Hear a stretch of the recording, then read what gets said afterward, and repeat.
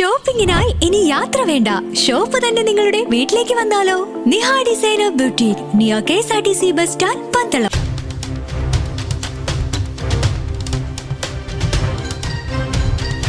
രാജ്യസഭാ അംഗം doctor John ബ്രിട്ടാസിന്റെ പ്രാദേശിക വികസന ഫണ്ടിൽ നിന്നും 20 ലക്ഷം രൂപ വിനിയോഗിച്ച് പുനർനിർമ്മിച്ച ചേരിക്കൽ തെക്കേത്തുണ്ടിൽ നെല്ലിക്കൽ റോഡിന്റെ ഉദ്ഘാടനം പന്തളം നഗരസഭാ കൌൺസിലർ TK സതിയുടെ അധ്യക്ഷതയിൽ ഡോക്ടർ ജോൺ ബ്രിട്ടാസ് MP നിർവഹിച്ചു. ചടങ്ങിൽ K മോഹൻദാസ് സ്വാഗതം പറഞ്ഞു.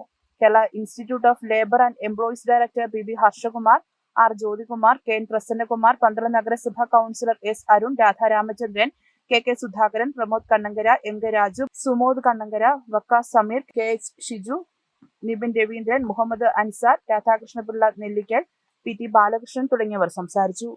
News bureau, Pandalam.